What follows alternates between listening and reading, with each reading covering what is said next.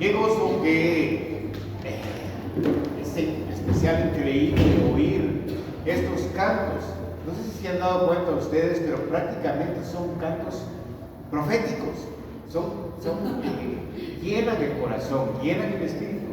No solamente ministramos a Dios con nuestra alabanza, sino que nuestro cuerpo también se ministra, se siente ansioso, es una conexión, es parte de nuestra relación con nuestro Dios y nuestro Señor.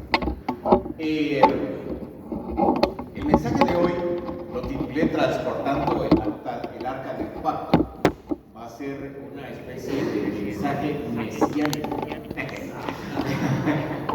Bueno, en realidad, estar en la presencia de Dios el día de hoy, ahora, es bastante fácil, de veras, porque tenemos manifiesta la obra de nuestro Señor Jesucristo en medio de nosotros, esa obra redentora en la cruz del Calvario. Sabemos, porque Él mismo lo dijo, que Él es el camino, la verdad y la vida, y que nadie va al Padre si no es por Él. Esos son los propios dichos de su boca. También sabemos que en su partida, cuando Él se fue, nos dejó a su Espíritu Santo. Ese Espíritu Santo mora en cada uno de nosotros, los creyentes, en cada uno de nosotros, en los que creemos en su nombre, para que podamos tener una relación directa, una comunión con el Padre Celestial. Sin embargo, siguiendo la historia a través de la Biblia, siguiendo los escritos que tenemos a nuestro alcance, porque en realidad dice que si se escribieran todas las obras que hizo solo Jesús, pues no alcanzaría el papel tal vez, ¿no? En la Biblia dice que serían muchos los libros que se harían, ¿verdad? Entonces, antes no teníamos el llamado pueblo de Dios, no tenía la presencia de Dios, sino a través del lugar santísimo, a través de un sacerdote. Este sacerdote llevaba y traía, o sea, se hacía presente delante de Dios. Y luego todo el pueblo estaba esperando ansiosamente porque tenían que oírse unas campanitas que iban en sus talones, porque si el sacerdote no estaba lo suficientemente limpio, lo tenían que jalar con una pita porque ya se había muerto. Y el pueblo se quedaba, ¿y ahora? Como que perdían su señal de Wi-Fi. ¿Y ahora? ¿Cómo vamos a hacer para saber qué es lo que Dios tiene para nosotros? Entonces, estaba ahí el lugar santísimo y el arca de la alianza. Esta arca era especial porque era un cofre, aquí puse más o menos de 1,10 por 70 por 70, era un cajón que no era un cajón cualquiera, no, era un cajón de madera de acacia, una madera muy fina en ese tiempo, cubierto totalmente de oro. O sea, aparte de eso, era un excelente botín para el enemigo del pueblo de Israel. Era muy venerado por ellos porque a través de él se manifestaba el pacto que Dios había hecho con su pueblo. Y cuando lo ponían estaba ahí en el lugar santísimo, nadie, si no eran los levitas, lo podía tocar. Era la presencia de Dios en su pueblo.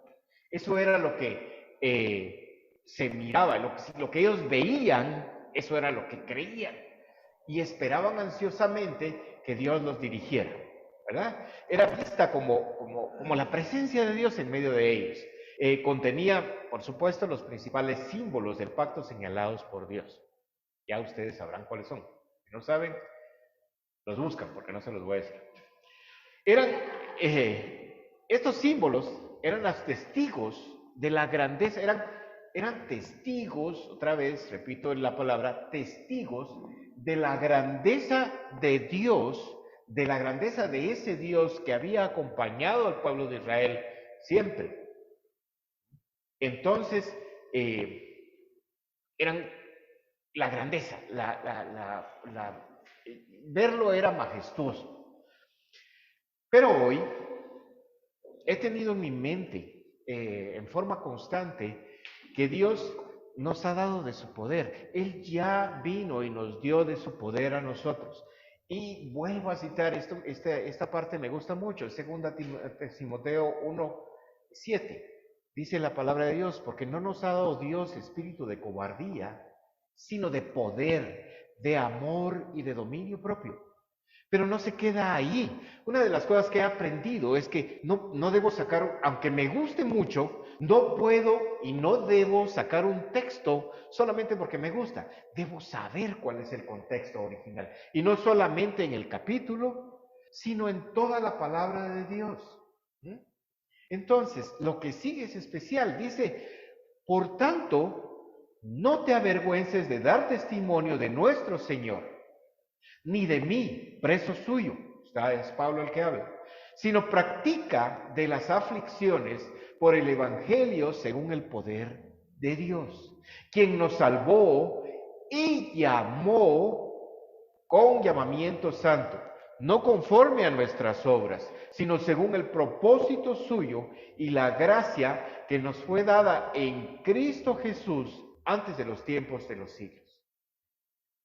Realmente, cuando leí este trozo, estaba leyendo y, oh, qué bonito, dije, ¿y qué sigue? Y comencé a leer, me llamó mucho la atención que tuve que leerlo varias veces, no para entenderlo, no, sino para contemplar la grandeza de mi Dios, para contemplar su gloria, su fuerza está con nosotros, es manifiesta la fuerza de Dios con nosotros. Me vino a mi mente que he visto que la presencia de Dios y su poder ya está con nosotros. Su gracia y su misericordia han sido una manifestación constante de su amor, pero también ha sido un poco malentendido, porque también encuentro en la palabra de Dios que está escrito, tú crees que Dios es uno, bien haces. También los demonios creen y tiemblan. Saber de Dios no es tener una relación con Dios. Saber de Dios no necesariamente significa que haya comunicación con Él. Les decía hace un tiempo que, ¿cómo se llama? ¿Cómo se llama este cuate que sale de Han Solo? Harrison Ford. Viene Harrison Ford ¿cómo se llama? Lo he visto 3 veces. Hemos platicado, ¿cómo se llama? Recibimos clases juntos y una vez llevó un saco de manías y lo echó sobre el escritorio y dijo, mucha, vengan a comer manías y todos parecíamos monitos comiendo manías, ¿verdad? Y me gusta cómo actúa, es un excelente actor. Me dice, bueno, ¿cómo se llama? ¿Le escribís? Sí, le escribo. ¿Y él te contesta? Ah. Entonces, no tengo comunicación con él. Soy solamente su fan. Me gusta cómo actúa. Me gustan sus películas, me gustan las películas de ciencia ficción, pero no tengo ninguna comunicación con él. Si él le pregunta, miren, ¿conocen a Erwin? Y él va a decir, ¿quién? Y no va a acordarse, ¿ve? No va a acordarse ni va a tener memoria de quién soy. ¿Por qué? Porque yo no tengo ninguna relación especial con él. Fue parte del trabajo pues simplemente sé quién es él, pero no sabe quién soy. Tal vez no se acuerda. Así es la relación que algunas personas mantienen con Dios. Solo son fan de Dios. ¿Ve? No le hablan. Lo mantienen lejos. Es cierto, se mira muy bonito, como el arca. Cuando llevaban el arca decían, ¡wow! ¡Qué monumento! Es la presencia de Dios, la manifestación de Dios en el mundo. Pero, aparte de eso, no era otra cosa que un cajón forrado de oro. Eso simplemente venía a ser como un escapulario o un rosario o la Biblia misma, ¿cómo se llama? Usada nada más como un instrumento de veneración. No funciona así. hoy podemos tener una relación directa, especial, formar parte del cuerpo de Cristo, de la familia de Dios. Estaba leyendo la Biblia con Chochi, no voy a poner todo esto porque la verdad es que pues es muy especial, y era el libro de Primera de Crónicas. Debo decir que todos los nombres de las familias y las generaciones y todo se me hacen un verdadero chirmol. Para los guatemaltecos ya saben qué significa. Descritas en varios libros de la Biblia comienzan que fulanito era hijo de sutanito y menganito era, y hay un montón de nombres que se repiten y no entiendo quién es este de aquí, si tiene relación con este otro de allá, y se me cruzan los cables. Entonces, pero está escrito, entonces lo leemos. Sin embargo, cuando llegamos a los capítulos 13, 15 y 16 de Primera de Crónicas, son como un resumen de los libros de Primera y Segunda de Samuel. Siempre se repiten algunas acciones, pero son un poquito más directos. Entonces, se describe cómo David es recibido como rey después de la muerte de Saúl. Y he recibido ¿cómo se llama? Ya era esperado. Entonces él venía a ser, ya había sido profetizado que él iba a ser rey, y viene y se presenta ante sus súbditos, su pueblo. Y comienza David a manifestar la relación que existe entre su Dios y él. Era tan fuerte la relación que él tenía que los enemigos de Israel, los que habían vencido a Saúl en batalla, ahora comenzaron a caer enfrente de él, ¿verdad? Y les comenzó, en buen español, a sonar. Dios le había librado de todos ellos. Ahora estaba listo para transportar el arca. Porque, ¿recuerdan? Voy a poner esta historia porque voy a ir de arriba, primero esta y luego la anterior. De todas maneras, los enemigos de Israel les devuelven el arca porque esta les estaba causando muchos problemas a ellos, ¿verdad? Simplemente problemas serios. Había muertes, enfermedades, las mujeres no tenían hijos y todo el asunto. Entonces, era algo que ellos dijeron, no, eso tiene que ver con el arca. Entonces hicieron una prueba y la prueba resultó positiva y entonces les devolvieron el arca a los israelitas, ¿verdad? Entonces vinieron ellos, vino David, dice, bueno, ahora soy rey, ahora tengo todo lo que necesito para caminar, Dios me ha ayudado, me ha librado de mis enemigos, estoy listo para transportar el arca. Y vienen y traen el arca y le hacen un carro nuevo, ¿verdad? Bien chilero, con rines y todo bonitos, ¿cómo se llama? Luces estroboscópicas y todo, para que fueran caminando. Y pone a dos de sus mejores hombres a transportar el arca en el carro nuevo. Uno de ellos era Usa. Y entonces las carreteras no eran como las carreteras de Guatemala en ese tiempo. En ese tiempo había muchos hoyos. Entonces viene el arca y se tambalea y viene Usa y trata de sostener el arca y la toca. E inmediatamente muere, irremisiblemente. Entonces vienen ellos y dice, ¿qué pasó? ¿Qué fue lo que pasó? ¿Por qué murió Usa? Entonces todos se asustan y agarran y le piden chance a Obed-Edom de que pueden dejar el arca en su casa, y el arca se queda ahí, nadie la toca, de lejos ahí, pero el arca comienza a bendecir, la presencia de Dios estaba reflejada en esa casa, en esa caja, comienza a bendecir a Obed-Edom y a su familia, ¿ven? Sin embargo, me imagino que Usa debe haber sido una buena persona, no creo que haya sido mala, ¿verdad?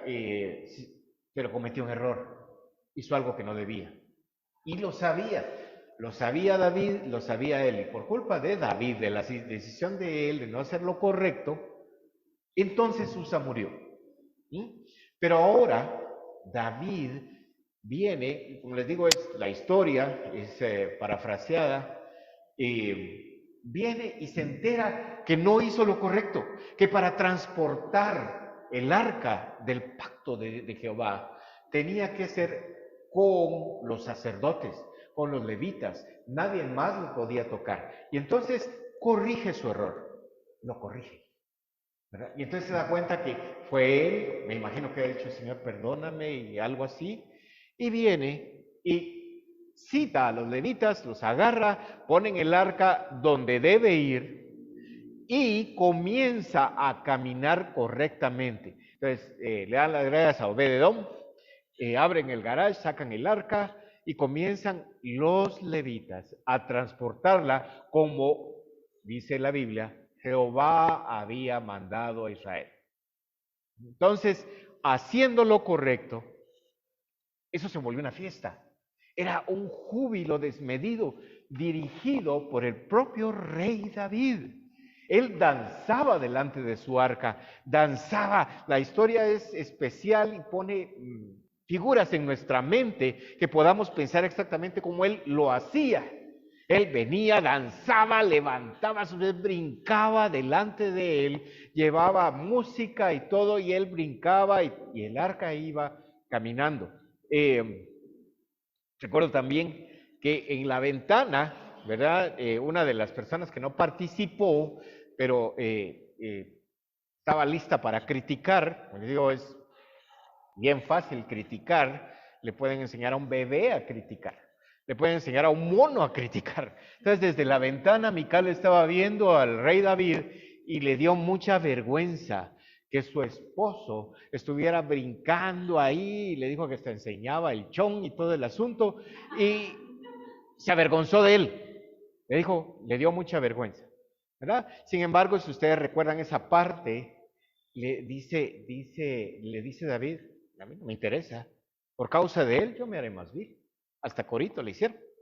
Entonces, vienen y ¿por qué? Porque el corazón de él estaba en el conocimiento de su Dios. Él sabía quién era su Dios y por eso se gozaba grandemente ante su presencia. A David no le importó, ¿verdad? Entonces, en su gozo, solo en ese ratito escribió 3 salmos o 3 pedacitos de salmos, ¿verdad? En Primera de Crónicas 16 está escrito uno, y yo tomé el que me gustó más, pero los 3 son hermosos. Dice, alabad a Jehová, invocad su nombre, dad a conocer sus obras en los pueblos, cantadle salmos, hablad de todas sus maravillas, gloriaos en su santo nombre y alegres el corazón de los que buscan a Jehová. Buscad a Jehová y su poder, buscad siempre su rostro, acordaos de las maravillas que él ha hecho y de sus prodigios y de los juicios de su boca. Es prácticamente un resumen de cómo tenemos que buscar la dirección de Dios, ¿ven? De cómo ser testigos de él. Cuando dice, no nos avergoncemos de dar testimonio, no quiere decir que nos sentemos a la par de un cuate en el bus y le digamos, mire, ¿usted conoce del Señor? No, le puedo dar testimonio. Está bonito, está muy bien, pero el testimonio de nosotros tiene que ser de la presencia de Dios en nuestro interior para afuera, en todo momento. Sí, me ha costado a mí, y porque aquí está mi esposa no puedo mentir, me ha costado, cuando muchas veces vengo y me exalto. Todavía tengo una cosita dentro que me dice, sos muy bueno peleando, ¿verdad? Tenés muy buen entrenamiento para box, pero también puedo dar testimonio que muchos de los otros con los que me peleé no eran mancos, eran muy buenos para pelear. Entonces, a veces mi corazón las situaciones y las circunstancias me toman con la guardia baja, ¿verdad? Entonces, he aprendido a prepararme antes, a salir.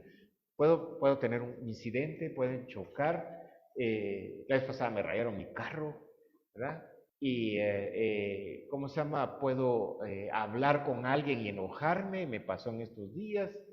Y debo aprender que la presencia de Dios en mi ser siempre está conmigo. No como, tengo un amigo mío que tiene una boca de basurero, le digo. No dice dos palabras sin decir una palabra altisonante. Eso sí, cuando entra en la iglesia comienza a santiguarse y todo el asunto y no dice una sola mala palabra. Y una vez le pregunté, ¿por qué aquí no decís malas palabras? Porque aquí está Dios. Si Dios está en todos lados. ¿No? Dios está en todos lados. No me vengas con que aquí sí está. ¿Verdad? Entonces, reconocerlo en nuestros caminos significa que nosotros vamos caminando. No quiere decir que no nos enojemos. En la Biblia dice, airaos, pero no pequéis. Que no se ponga el sol sobre su enojo. Quiere decir que no pase mucho tiempo con ese enojo, masticando. ¿Verdad? Pero yo tenía la costumbre con mis némesis, los motoristas, cuando alguien y me pasaba viendo cómo se estrellaba varias veces en mi mente. ¿Verdad? Entonces, así ¿verdad? Entonces, igual cuando nos enojamos mucho, pasamos masticando y masticando esa cosa. Es como tomarse un veneno y que el otro se muera. No funciona. ¿Verdad? Entonces, aquí la marcada diferencia entre Mical y el rey David es obvio. ¿Quién atesoraba más la palabra de Dios? No me contesten, ya sé la respuesta. Para nosotros, ver esa diferencia es fácil. ¿Y saben por qué? ¿Por qué es fácil ver la diferencia entre Mical y David? Porque es historia, porque ya la sabemos, porque podemos tomar eso como un ejemplo en nuestras vidas para que nos sirva y que de ejemplo para no hacer lo mismo. David estaba consciente de quién era Dios para él. David sabía que su gozo y su fortaleza estaban en su Dios. David estaba firme en su convicción. Y por eso dijo él, me voy a hacer más vil, ¿verdad? Por causa de Dios. Y David no tenía los escritos que hoy nosotros tenemos. No, él no los tenía. Pero sabía y conocía de la ley de Dios. Lo que hasta ese momento era la ley de Dios, David lo creía firmemente, confiaba y estaba firmemente seguro que el arca que él miraba era la presencia de Dios, pero además de eso, Dios estaba con él, siempre. Carlos nos hablaba el domingo pasado acerca de atesorar la palabra de Dios en nuestros corazones. Atesorarla significa tomarla con cariño y ponerla dentro de nosotros para que ésta dé fruto, para que ésta nos haga cambiar, para que nosotros reconozcamos cuáles son las cosas que tenemos mal y corregirlas, para que conozcamos cuáles son las cosas que son buenas y mejorarlas, y para saber que no significa hacer algo para pecar, también dejar de hacerlo, que es correcto, es pecado. Entonces, si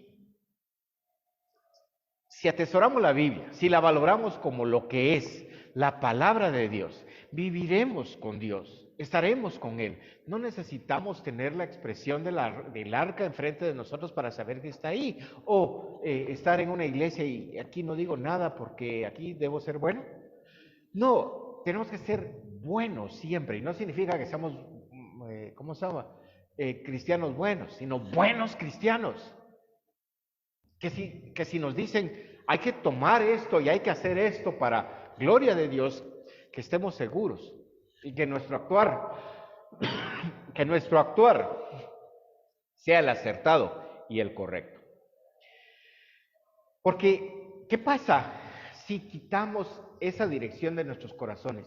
Si sabiendo lo que tenemos que hacer, no lo hacemos. Si desviamos nuestra vista para otro lado porque no nos conviene seguir lo que dice Dios, ¿qué es lo que pasa? Entonces, en nuestro corazón va a comenzarse a fomentar la pereza, la desidia, dejaremos a Dios y a su Espíritu Santo de un lado como nuestro guía y nuestro corazón se va a llenar de cosas vanas y seremos como un reloj descompuesto. Los relojes descompuestos dan la hora exacta 2 veces al día, pero no funcionan. Continuamente se ha enviado la exhortación desde este púlpito a buscar con ahínco una relación con nuestro Dios. no solo a saber de Él, no solo a ser fan de Dios, sino a tenerlo como con lo que es nuestro Dios, nuestro Señor. Si es Señor de nuestras vidas, ¿cómo se llama? Carlitos Labarreda nos ponía un ejemplo acerca del cuerpo. Hablaba del cuerpo de una persona. ¿Verdad? Yo le digo a mi mano, levanta y saluda a Gustavo. Y hago así. ¿Ve? ¿Por qué? Porque mi mente está mandándole esto. Y esta cabeza le manda señales a mi mano. Eso me pareció excelente porque así debemos hacer. El ejemplo que ponía Carlitos me puso enfáticamente, dijo, yo por eso le decía, se está robando toda mi prédica. Pero otra vez venía y lo que pasa es que somos nosotros cuerpo de Cristo. Entonces, Él es nuestra cabeza. ¿Ven? Entonces, debemos buscar hacer su voluntad.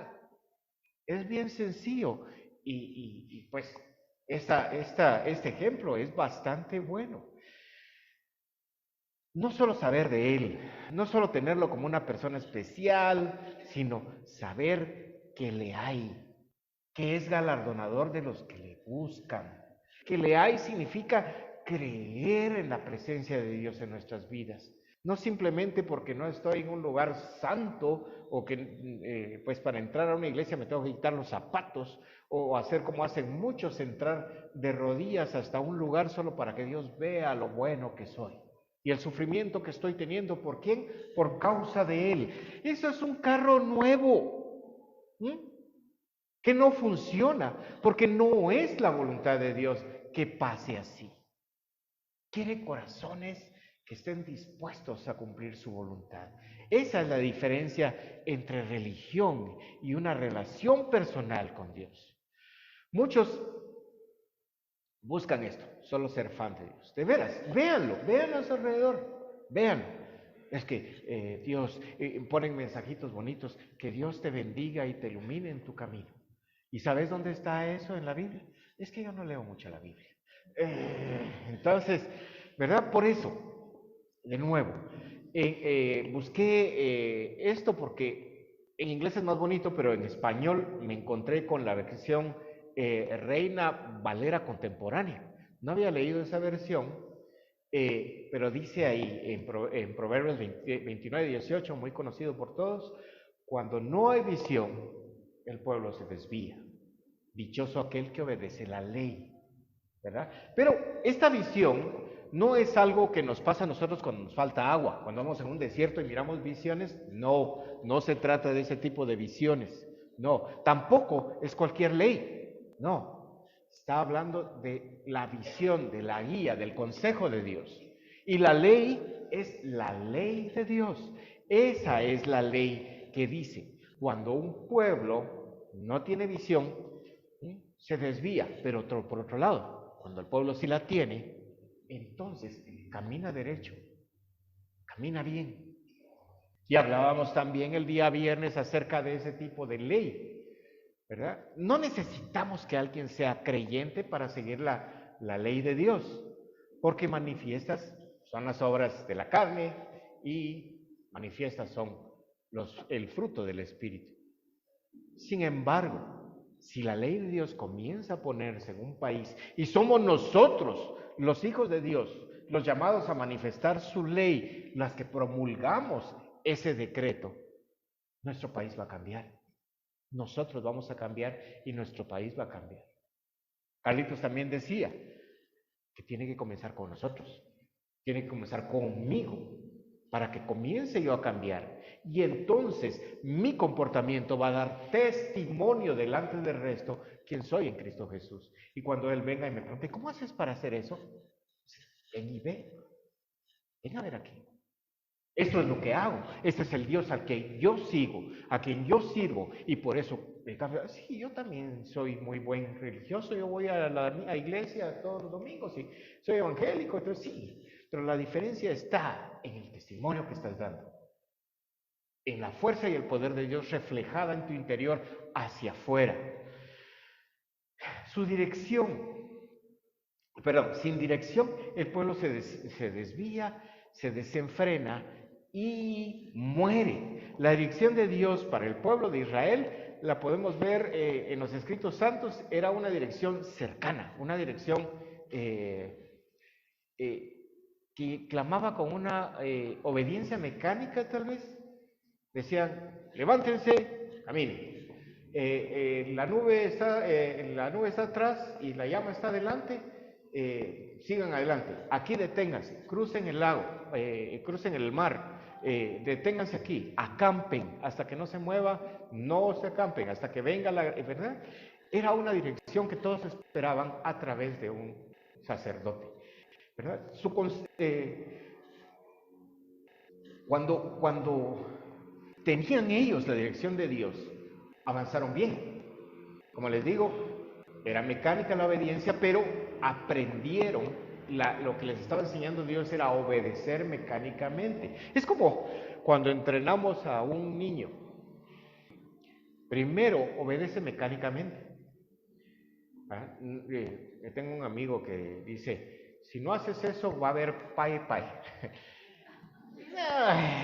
¿Verdad? ¿Cómo se llama? Me imagino que el niño va a haber muerto de miedo con el paye, ¿verdad? No, es que se le habla así porque es niño. Vean, dice la palabra de Dios, encomienda, perdón, Dios, cuando uno pone a su hijo y le enseña su camino, aún de viejo no se va a apartar de él. Lo malo es que funciona para los dos caminos. Si entrena bien al niño, de viejo no se va a apartar de su camino, pero si lo entrena mal, entonces su caminar va a ser incorrecto. Es cierto, va a llegar un momento en que yo ya puedo discernir y todo, entonces para eso voy a dejar al niño. Si no tiene buena base, va a ser como un edificio. Hace unos días leí acerca de un edificio en México, ¿verdad?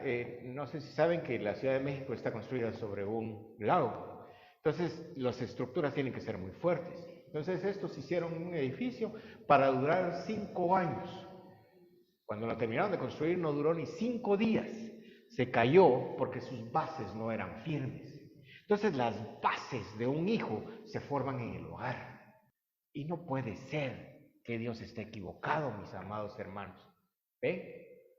Si dice él que la vara de la corrección no es paye, es vara de la corrección. Y no quiere decir que los agarre de piñatas tampoco. Tiene que haber dirección, ejemplo, sostén, enseñanza y, por supuesto, corrección.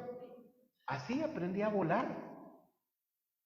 Así aprendí a volar. No me dieron vara, pero así aprendí a volar. Es con dirección sabia. Sin dirección, el pueblo se desvía y muere, ¿verdad? Si no podemos ver en los escritos santos cuál es una dirección acertada, necesitamos buscar más asiduamente. Créanme, al principio uno no lo entiende. O hay cosas que no entiende uno de la Biblia. Todavía hay cosas que todavía no entiendo. Es más, Carlos, Víctor Hugo, hay cosas que todavía no entienden de la Biblia. Pero las cosas que sí entendemos, esas son las que ponemos en práctica. Porque no va a ser un examen de lectura, va a ser un examen de actitud, de corazón abierto para recibir la ley de Dios y caminar con Él. Entonces, su consejo venía al pueblo directamente. ¿Y qué pasó con ellos? Hicieron lo opuesto. No hagas por aquí, no vayas por acá. No, ellos no por aquí, porque este Dios que miramos es más fácil de adorar porque lo podemos tocar y todo. Y se desviaron del camino correcto de Dios. Tenían el arca de la alianza, ahí la tenían a la par. Tenían ¿cómo se llama la tienda? Tabernáculo santo, ¿verdad? El tabernáculo. Y miraban la nube, cómo bajaba. Miraban, una vez vino Moisés y parecía que tuviera una luz estroboscópica en la cara de la presencia de Dios. Y lo miraron sus maravillas, miraron al mar llevarse a sus enemigos, y no. A pesar de que les dijeron, recuerda esto, haz esto, para ver la salida de Egipto. No, lleva el arca, porque el arca es el símbolo de mi pacto con el pueblo de Israel. Y no, se desviaron, se desviaron. Ahora nosotros no tenemos que estar esperando que las campanitas estén sonando en los pies del sacerdote, ya no más. A que éste traiga el mensaje de Dios, no. A que salga del lugar santísimo, no hay lugar santísimo ya. Nuestra relación y comunión con Dios crecerá en la medida que nos comuniquemos con Él, que lo busquemos asiduamente, que leamos su palabra, que nos arrodillemos delante de Él. Yo he dicho mucho, arrodillen sus corazones, pero es mejor arrodillar todo el cuerpo, incluido el corazón, y estar en la presencia de Dios. Y no solamente estar, Señor, concédeme mi carrito, no, sino buscar qué es lo que quiere que yo haga. ¿Cuál es tu voluntad para mí el día de hoy? Señor, quiero estar en tu voluntad. No permitas que se desvíe mi discernimiento en otra cosa que no sea tu designio, tu voluntad, Padre. Y cada vez que nosotros hagamos eso, vamos a hacer una relación con Él, porque una relación sin comunicación no funciona. Te va a pasar lo de Harrison y yo, mi amigo Harrison. ¿Ve? No va a funcionar así, porque no lo va a reconocer. Cuando venga uno, yo voy a orar por usted. Y van a decir, yo no te conozco, a Pablo conozco. Y sé quién es Cristo, pero no, a ti no te conozco. Y qué feo va a ser eso, ¿verdad? Y es debido a su amor por el mundo que Él envió a su Hijo Jesús con la misión de rescatar lo que se había perdido y para que todo aquel que en Él cree no se pierda, mas tenga vida eterna. Todo aquel que en Él cree. Y no es, otra vez, no es cuestión de, ¿crees en Harrison Ford? Sí, creo. Pero ¿crees en Dios? Sí, creo en Dios. Los demonios también creen y tiemblan. No es nada más de creer, nada más de que creo. Es un creer ferviente. Es brincar delante del arca, como hacía David. Estar delante de su presencia con el mismo gozo, con la misma actitud de oración. Si esto lo sabemos, si esto no se nos hace raro delante de nosotros, entonces no debemos interrumpir nuestro caminar en Él. No debemos desviarnos a derecha e izquierda. Podemos desviarnos, caramba, pregúntenmelo a mí. Pero si nosotros volvemos otra vez y le decimos, Señor, perdóname, aquí estoy de nuevo, estoy aquí adelante. Es cierto, no es lo mismo arrepentirse por haber cometido una falta que vivir en pecado. No. Es como dijo cierto personaje, mire, usted está viviendo en adulterio, deje esa mujer inmediatamente. Voy a orar para ver cuál es la voluntad de Dios. No, ya está hecho. Ya le dijeron que no lo haga con carro nuevo, que use a los levitas. Ya está escrito. No hay otra forma de hacerlo más que la forma correcta. Y esa es la forma de Dios. Bien, volviendo al arca. Había momentos en que Israel pensaba que teniendo el arca, la presencia de Dios, entonces no había enemigo que pudiera delante de ellos. Y era correcto. Con la presencia de Dios, mis enemigos caen. Yo he visto a mis enemigos caer delante de mí. ¿Ven? ¿Por qué? Porque yo estoy dispuesto a ir adelante con la batalla. Dios decía, y decía, el ángel de Jehová acabó con los enemigos de David. Adelante. Pero nadie vio al ángel de Jehová. Fue el ejército de David echando espada delante de él. ¿Por qué? Porque él va con nosotros. Pero los que tienen que llevar la espada levantada es su ejército. Los que tienen que llevar su palabra somos nosotros.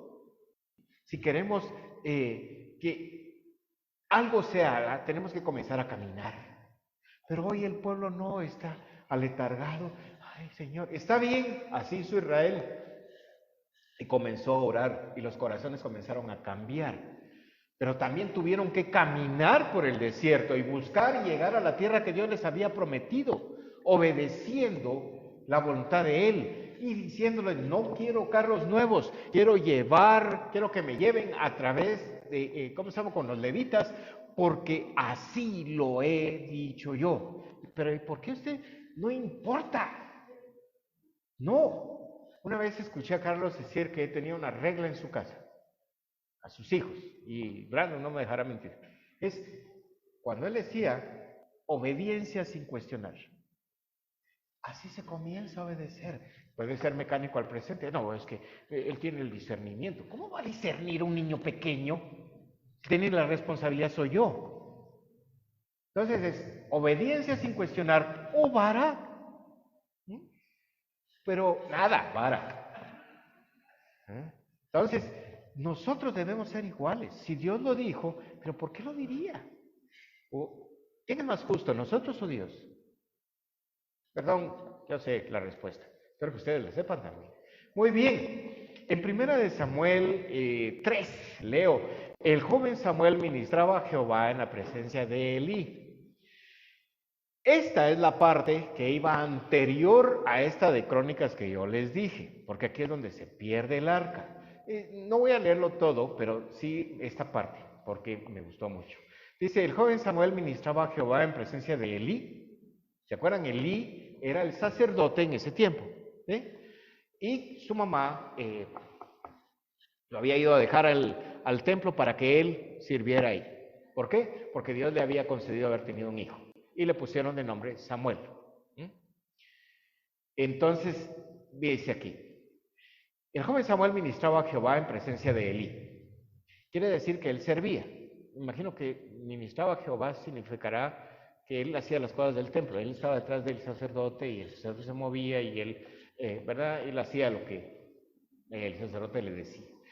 Y la palabra de Jehová escaseaba en aquellos días. Fíjense ustedes que había poca palabra de Jehová, no había guía. ¿Y qué pasa si no hay guía de Dios? ¿Ha de ser Él? ¿Por qué? Qué injusticia que Dios no mande su palabra. No, era que ellos tenían los oídos tapados. Y entonces, si es como cuando yo quiero hablar en algún lugar con alguien y me dicen, no, en este momento no lo puedo atender, ¿qué van a seguir ustedes? ¿Hablando? No, dice, bueno, en otra oportunidad y se van. No querían oír el pueblo. Entonces escaseaba la palabra de Dios porque ellos no querían oírla, no porque Dios no quisiera hablar. No había visión con frecuencia, dice. Y aconteció un día que estando Elí acostado en su aposento, cuando sus ojos comenzaban a oscurecerse de modo que no podía ver, Samuel estaba durmiendo en el templo de Jehová, donde estaba el arca de Dios, y antes que la lámpara de Dios fuese apagada, Jehová llamó a Samuel y él respondió, heme aquí. Ustedes conocen la historia, no fue la primera vez que lo llamó, pero dense cuenta de esto. Había una lámpara ahí que le decían lámpara de Jehová. Era una lámpara, me imagino que pues de aceite, probablemente era de oliva, pero dice ahí, antes que, ¿cómo se llama? Los ojos de Elí comenzaron a oscurecer, no podía ver bien. Él estaba con el arca, vivía con el arca. Igual que Samuel. Samuel estaba tal vez no en el mismo cuarto, pero sí ahí. Y dice, antes que la lámpara de Dios fuese apagada. O sea, que había luz todavía o sea que es una lámpara, lo sé, así como decía mi hermano, es que puede ser que sea una lámpara. Sí, era una lámpara, pero lo que yo quiero decirles es, vean esto, antes que la lámpara de Jehová fuese apagada, o sea, había luz todavía de Dios para ese pueblo. Podrían haber dicho, Señor, nos arrepentimos, y Él es fiel para perdonarlo, pero no. Acostumbrados los israelitas a que Dios les hablaba, ahora se encuentran con que no tienen visión. Escasea la palabra de Dios y ya no hay dirección divina. Si recuerdan la historia, él estaba viejo, no veía bien, no estaba ejerciendo su papel, ¿verdad? Y ni como padre, ni como sacerdote, no había guiado bien a sus hijos. Esto es Ofni y Fines. Eran unos ingratos. Se creían mucho, me imagino que han de ser unos buenos soldados, pero se creían mucho. y andaban haciendo cosas que no debían, ¿verdad? Entonces, pero el asunto no era que hicieran cosas que no debían, era que su papá, el sacerdote, sí sabía que las hacían mal y no hacían nada. Y Dios, me imagino que, ay Dios, no, es que es el sacerdote. No, él lo sabía y Dios es un Dios justo. Y entonces, ¿recuerdan la historia? Llama varias veces Jehová a Samuel y cuando él llegaba, por supuesto, Elí no escuchaba, solo Samuel. La voz era para Samuel, no para Elí. Y dice, no, anda, constate, yo no fui, estás loco. No, mira, no molestes, estoy viendo mi serie de... ¿cómo se llama? Cuando él se da cuenta, porque imagínense, ni siquiera Elí sabía, ya Dios ya no le hablaba, ni siquiera Elí sabía que era la voz de Dios. Cuando él viene y se da cuenta, le dice, cuando te llame otra vez, contesta, aquí estoy. Entonces viene Samuel es llamado al ministerio y fue uno de los hombres ejemplares de la palabra de Dios, de la Biblia, porque siguió firmemente la voz de Dios. Y no solo eso, Dios le dio profecía para Elí. Le dijo, te vas a morir, y bien feo. Y no solamente eso, sino toda tu casa va a ser castigada. Y dice en el verso 7, y Samuel no había conocido aún a Jehová, ni la palabra de Jehová, de que Jehová le había sido revelada. Esto también es bonito, porque él ministraba a Jehová. Ya era un jovencito que entendía, pero no sabía quién era quien le hablaba, no sabía, no conocía la ley, ni conocía a Jehová, hasta que le habló personalmente. Entonces Elí le dijo, mira, ¿qué te dijo Dios?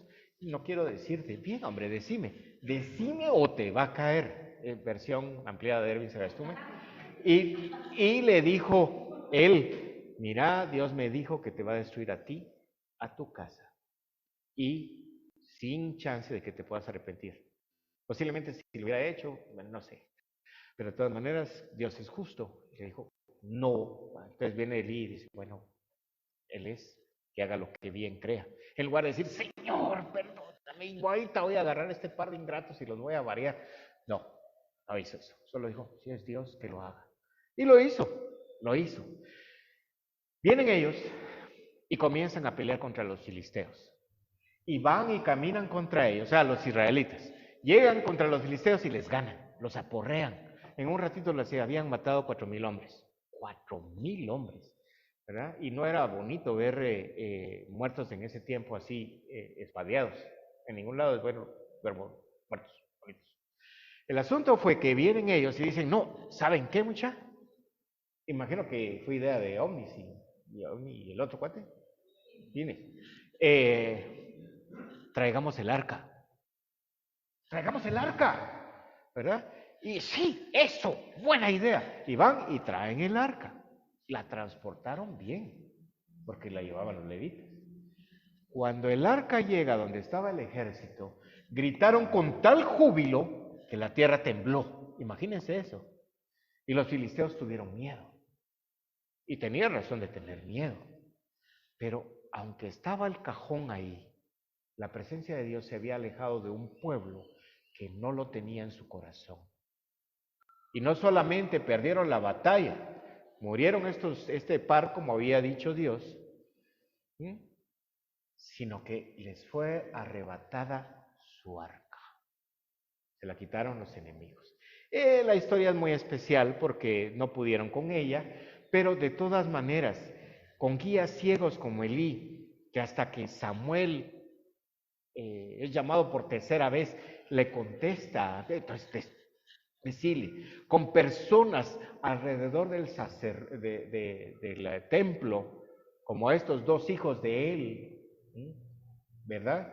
Que eran unas personas indeseables, muy buenas, todo el mundo les tenía miedo, como les digo, han de haber sido grandotes y fuertes y todo, pero sin Dios en el corazón. Y con un pueblo que había apartado sus ojos de Dios, no importa que lleven a ningún lado la... Imaginen ustedes a una familia que tenga atesorada la palabra de Dios, pero no en sus corazones, sino en un escaparate. Yo lo vi una vez. Tienen la Biblia ahí, y se arrodillan y ahí oran. Y todos los días cambian de página para que la palabra de Dios salga de ahí. ¿Ve? Y no les pregunta, miren, ¿y por qué hacen eso? Porque es la palabra de Dios. ¿Ok? ¿Y la lees? No, porque no tengo autorizado a acercarme a ella. Y entonces, es que es la palabra de Dios. ¿Ven? Así no funciona. Y muchas familias hacen eso, ¿verdad? Una vez vi un dibujito, creo que en esos chistecitos de chica, donde tenían la Biblia aquí y encima la guía de los canales de todos esos, ¿verdad? Estaba más bonita esa que la Biblia. O con polvo. ¿Querés que te lea la Biblia? Entonces, Jehová sigue dando testimonio de sus obras y el arca es la manifestación de su presencia.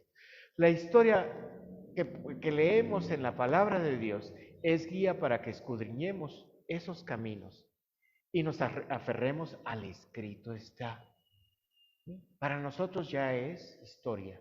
Ahora tenemos el Espíritu Santo de Dios morando en nosotros, por lo menos en los creyentes, en los que creen en Jesús como Señor.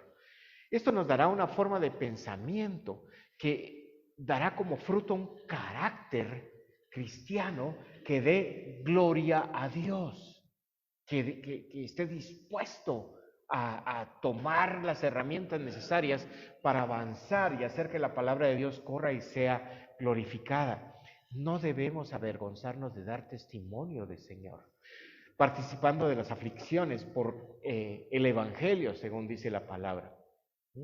Este Evangelio según el poder de Dios. Es un Evangelio, son buenas nuevas que nosotros debemos proclamar. Y respondamos con esa fuerza y poder que ya Dios nos dio.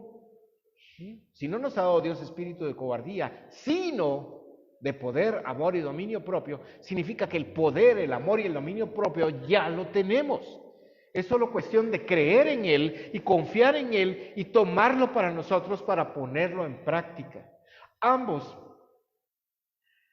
Pero todo esto, poniéndolo como no es una receta mágica, no. También he visto personas que llevan su listita de versos para echar demonios.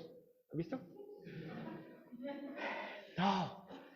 Cuando vengan ellos y los demonios les digan, conocemos a este y a aquel también, pero ustedes no los conocemos, y los agarren y los aporreen, se van a dar cuenta que caminaron mal. No es así. No funciona así. Amados, es tiempo de ponernos a cuentas con nuestro Dios, de corregir nuestro mal camino y de traer a nuestra mente que ya no necesitamos un arca para saber que Dios está con nosotros, que está en medio de nosotros, que es nuestro guía, nuestro consuelo, ¿verdad? Y que a través de su Espíritu Santo nosotros obramos en Él. Es tiempo de no temer dar testimonio. Y no significa decir, no, yo sí soy cristiano, sí. ¿Ah?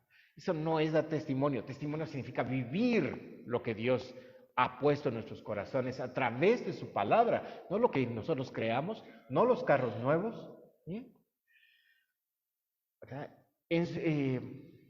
Su Espíritu Santo debe llenar nuestros corazones, pero no debe porque Él quiere, sino debe porque nosotros lo llamemos a nuestro corazón.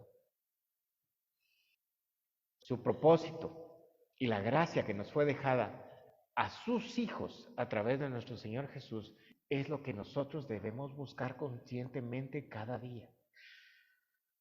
Vamos a participar hoy de la mesa del Señor.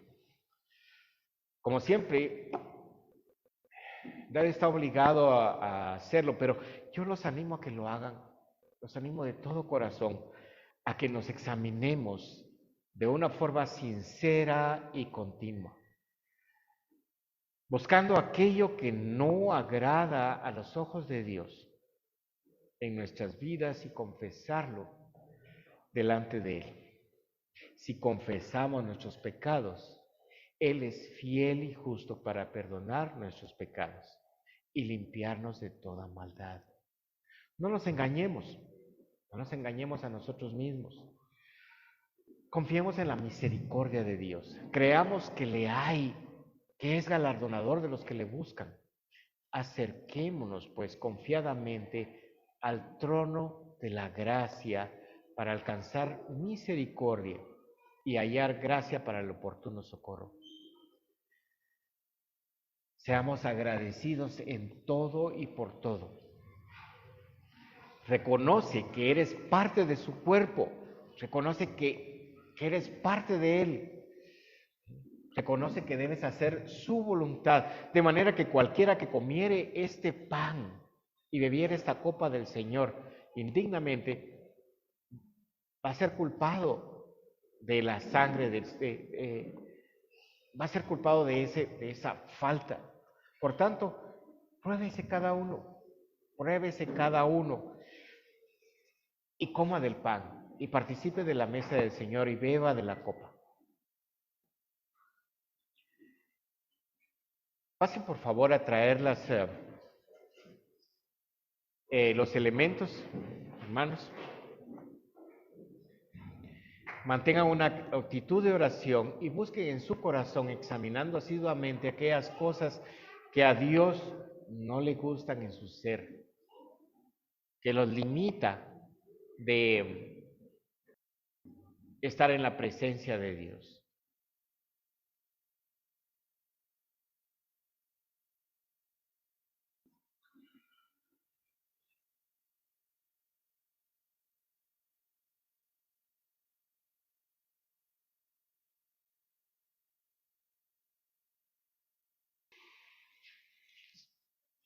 Amado Dios, qué bueno eres, Padre Santo.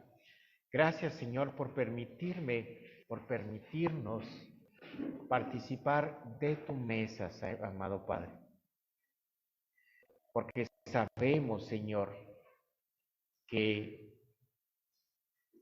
al hacerlo reconocemos que somos parte de tu cuerpo.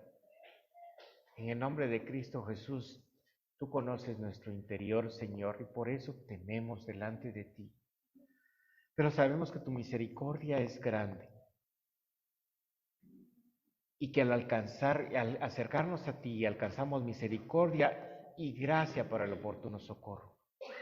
Por eso, amado Dios, te pedimos que veas nuestro interior y perdones nuestras faltas, nuestros pecados y las cosas que no te gustan, Señor. Que a través de tu Espíritu Santo yo pueda seguir tu guía y tu consejo, porque santo eres tú, porque digno eres tú, porque eres tú Dios de todo.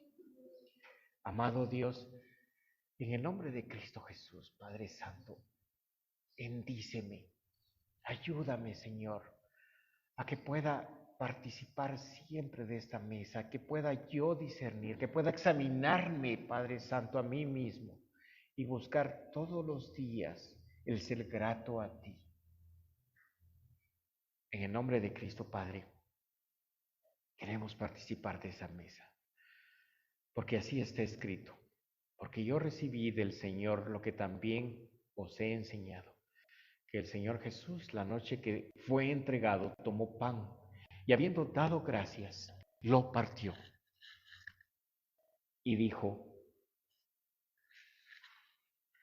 tomad y comed, esto es mi cuerpo que por vosotros es partido. Haced esto en memoria de mí. Comamos.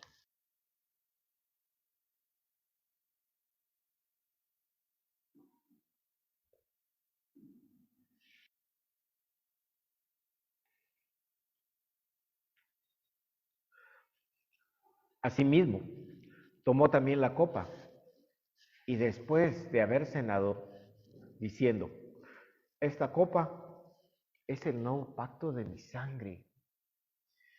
Haced esto las veces que la bebiereis en memoria de mí. Bebamos.